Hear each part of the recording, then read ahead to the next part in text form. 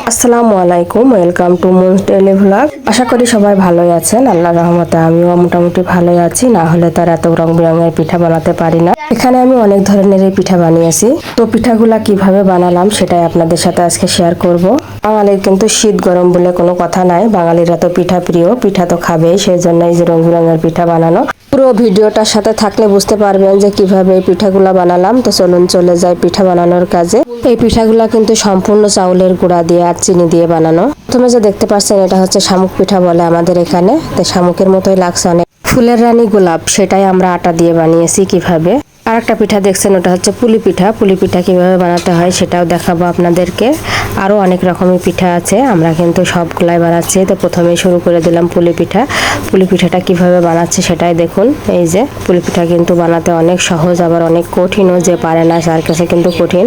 তো আমরা একটু হালকা হালকা করে নকশা করে দিচ্ছিলাম। আমরা যেরকম ছোটবেলায় মারা পিঠা বানাতো সবাই এরকম দাঁড়ায় থাকতাম। আমার আশেপাশে কিন্তু বাচ্চারা ছিল, বাচ্চাদের দেখে তো আমার ছোটবেলার কথা মনে পড়ে যাচ্ছিল যে এরকম পিঠা বানাতো, আমরা সবাই দাঁড়ায় থাকতাম। দেখুন কত সুন্দর পিঠাটা হয়ে গেল, দেখতে কিন্তু খুবই সুন্দর হয়েছে, দেখেই বুঝতে পারছেন কতটা সুন্দর হয়েছে। এবার বানাবো চিরুনি পিঠা।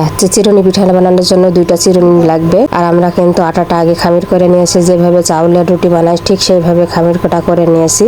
নিয়ে 2টা চিরুনির পরে দিয়ে যে এই যে খুব সহজেই খুব দ্রুত এই জিনিসটা করা যায়। পারলে সব জিনিসই সহজ, না পারলে কিন্তু সব জিনিসই কঠিন হয়। আমি কিন্তু এভাবে খুব সহজে দ্রুত তৈরি করে ফেললাম শামুক পিঠাগুলা। আমাদের এদিকে এটা শামুক পিঠা বলে। এটা কিন্তু তেলে ভেজে খেলে খুবই টেস্টি হয়।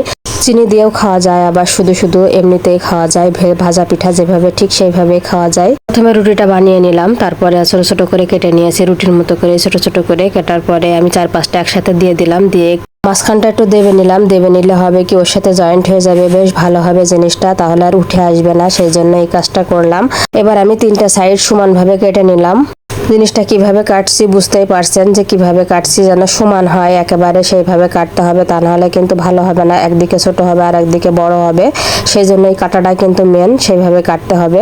তা আমি দেখতেই পারছেন কিভাবে কাটেছি। এইবার হচ্ছে ফুল বানানোর পালা। আমি কিন্তু এবার আস্তে আস্তে করে একটা একটা করে উঠাচ্ছি আর গোল গোল করছি। খুবই সহজ বানানো, না পারলে সবকিছুই কঠিন, কিন্তু পারলে সব জিনিসই সহজ। আমি কিন্তু এটা আগে পারতাম না, আস্তে আস্তে শিখে গেছি, বেশ ভালোই পারি এখন। দেখতেই পারছেন কত সুন্দর একটা গোলাপ হচ্ছে। ফুল তো ভালোবাসার প্রতীক, সেই জন্য হাত দিয়ে বানিয়ে ফেললাম ফুল, ভালোবাসায় ভরিয়ে দিতে সবাইকে। গোলাপ ফুল পছন্দ না এমন কম মানুষই আছে, আমার তো খুবই ভালো লাগে। তারপরও তেলে ভেজে যদি খাওয়া যায় তাহলে তো সেই একটা টেস্ট। এই যে গল্প করতে করতে একটা ফুল বানিয়ে ফেললাম, আরো অনেকগুলাই বানাতে হবে। তা আস্তে আস্তে সবগুলাই বানিয়ে ফেললাম। আমার কিন্তু বেশি দেরি হয়নি এই ফুলটা বানাতে।